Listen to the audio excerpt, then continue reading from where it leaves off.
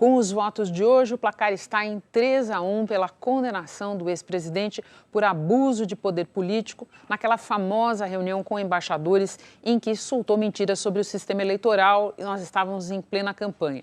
O Márcio Falcão, que tem acompanhado todos esses dias de julgamento, nos traz agora um relato dos votos desta quinta-feira. Boa noite, Márcio. Oi, Renata. Boa noite para você, boa noite a todos. Nesse terceiro dia de julgamento, o primeiro a votar foi o ministro Raul Araújo. Ele divergiu do relator, o ministro Benedito Gonçalves, e votou pela absolvição de Jair Bolsonaro das acusações de abuso de poder político e uso indevido dos meios de comunicação, por causa daquela reunião com embaixadores em julho de 2022, quando o então presidente atacou o sistema eleitoral brasileiro. Raul Araújo reconheceu excessos e disse que Bolsonaro propagou mentiras durante a reunião, mas minimizou os efeitos da fala de Bolsonaro. Defendeu que ele exerceu o direito à liberdade de expressão e considerou que o fato não foi grave o suficiente para macular a disputa eleitoral. Ele também rejeitou a acusação de que o uso da estrutura do governo poderia configurar desvio de função. Vamos ver um trecho. Cingida a apreciação da existência de abuso das afirmações inverídicas, desde logo entendo inexistir o requisito de suficiente gravidade. Lembrando que boa parte do discurso reconheço como normal, como legítimo, exceto pelo fato de que caracterizava uma propaganda eleitoral indevida naquela ocasião em que a propaganda era proibida. Fato é que a intensidade do comportamento concretamente imputado à reunião de 18 de julho de 22 e o conteúdo do discurso não foi tamanha a ponto de justificar a medida extrema da inelegibilidade. Especulações e ilações outras, repito, não são suficientes para construir o liame causal e a qualificação jurídica do ato abusivo, razão pela qual o comportamento contestado, apreciado em si mesmo, como acima feito, leva à inescapável conclusão pela ausência de gravidade suficiente. Raul Araújo também questionou a inclusão no processo da chamada Minuta do Golpe, que foi apreendida na casa do ex-ministro Anderson Torres. A inclusão do documento recebeu, em fevereiro, o aval unânime do plenário do TSE. Mas para o ministro Raul Araújo, não é possível apontar uma relação do documento com a reunião com embaixadores. Neste momento, a ministra Carmen Lúcia, vice-presidente do TSE, interrompeu o voto do colega e ressaltou que em nenhum momento o voto do relator Benedito Gonçalves apontou Bolsonaro como autor da minuta. A ministra também afirmou que o documento foi incluído apenas como elemento de contexto. Não me pareceu que no voto do ministro relator tivesse nenhuma referência a que este documento, que o relator acolheu como juntada, tivesse nenhuma referência nem de autoria, nem de responsabilidade do primeiro investigado. Se eu entendi, só para ficar claro, porque eu, por exemplo, no meu voto, nem uso este dado. Depois foi a vez do ministro Floriano de Azevedo Marques. Ele rebateu diretamente alguns argumentos de Raul Araújo. Afirmou que Bolsonaro usou a estrutura da presidência para se autopromover e atacar, sem provas, ministros do Supremo e o sistema eleitoral. E que mesmo que Bolsonaro não tenha ganhado a eleição, as falas dele na reunião tiveram, sim, efeitos. Toda a construção que eu ouvi atentamente do ministro Raul está centrada no fato de que, ainda que houvesse alguma intenção, ela não produziu efeitos, porque até por ação da Justiça Eleitoral, o resultado das eleições não foi afetado. Ora, ministro Raul, a eficiência do bombeiro não elide a aplicação do artigo 250 do Código Penal. Se alguém põe fogo num edifício e os bombeiros chegam prontamente, isso não quer retirar a tipicidade da conduta de quem pôs fogo. Me parece claro isso do ponto de vista jurídico. Se a Justiça Eleitoral agiu bem, agiu rápido e coibiu os efeitos daquela tentativa, não é disso que nós estamos falando. Nós estamos falando da intenção e das circunstâncias que predizem uma gravidade caracterizadora de abuso e de desvio. Na sequência, foi o voto do ministro André Ramos Tavares. Ele também entendeu que houve desvio de finalidade e abuso de poder por parte de Jair Bolsonaro.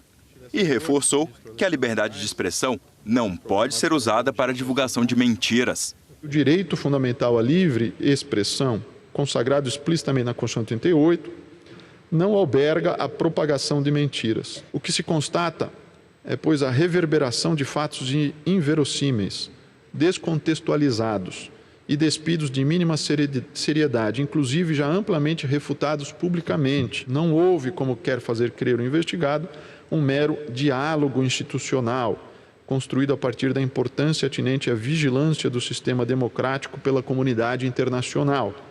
O que houve foi, em síntese, uma ação coordenada no texto, com contexto bem definido, a fim de reforçar o engajamento de um determinado público pela manipulação de mentiras em benefício eleitoral próprio. Depois desse voto, o ministro Alexandre de Moraes, que é o presidente do TSE, suspendeu o julgamento, que será retomado amanhã. Hoje cedo, em Brasília, antes da sessão do TSE começar, o ex-presidente Bolsonaro voltou a se defender sobre o caso. Disse que considera que não cometeu nenhuma ilegalidade na reunião com embaixadores. Qual o problema você apresentar propostas para aperfeiçoar aquilo que é a alma da democracia, que nós podemos dar para a população a garantia de que as eleições foram transparentes e seguras? Qual o problema disso?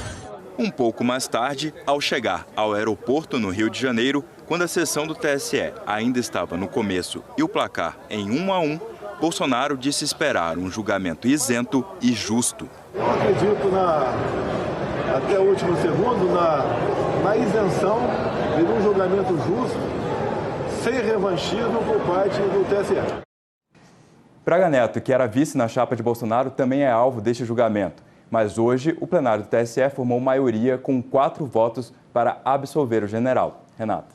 Muito obrigada pelas informações. Márcio, hora da gente entender um pouco melhor os significados da sessão de hoje e como ela impacta o desfecho do julgamento, conversando com a Júlia do iLib. Júlia, boa noite. Tudo bem, Renata? Boa noite para você, boa noite para todo mundo que nos acompanha. Júlia, eu acho que a gente pode começar explicando como é que essa questão da inclusão da minuta do golpe no processo, que parecia pacificada entre os ministros, eles decidiram por unanimidade isso lá em fevereiro, como é que isso volta na forma de polêmica na sessão de hoje? Foi o elemento da discórdia, Renata. Vamos retomar aqui para a gente lembrar. Lá, 8 de janeiro, tentativa de golpe. Aí a Polícia Federal faz uma operação dias depois, vai na casa de Anderson Torres, ex-ministro da Justiça, encontra lá uma minuta que decretava uma intervenção na Justiça Eleitoral, praticamente isso. Em fevereiro, no dia 14, dias depois dessa operação da Polícia Federal, o relator do processo, dessa ação movida pelo PDT sobre a reunião com os embaixadores, que foi lá em julho do ano anterior, e a ação começa a ser movida em agosto, meses depois, ele pergunta para os seus pares, exatamente isso que você colocou. Escuta, podemos colocar essa minuta que foi encontrada na ação do PDT? Pergunta para todo o pessoal aqui, os ministros. Todo mundo fez todo assim. Todo mundo ok. Unanimidade, pode colocar assim. Bom, ele coloca a minuta, aí começa o julgamento. Quando começa o julgamento, o advogado de defesa do Bolsonaro fala, não, escuta, não pode colocar essa minuta porque ela é uma prova nova. E já tem um entendimento da Justiça Eleitoral lá de 2017, quando foi julgada a chapa Dilma Temer, a cassação, que você não pode colocar prova nova. Aí o Benedito, relator, Benedito Gonçalves, falou, não, mas não é prova nova. Isso daqui é um elemento que ajuda a entender a questão central de abuso de poder político, que é a reunião com os embaixadores. Não considero prova nova. E foi seguido por 2 ministros que falaram, não é prova nova. A própria Carmen Lúcia entrou aí na história. Entrou e falou, ó, não vou nem considerar no meu voto. Só que o ministro Raul Araújo hoje falou, olha, isso daqui eu topei colocar como um elemento, né, na ação, mas eu queria analisar o mérito. E agora eu estou analisando o mérito, acho que não vale levar em consideração. Aí abriu toda a disputa, tanto que Carmen Lúcia, como você disse, falou, ó, não vou levar em consideração no meu voto.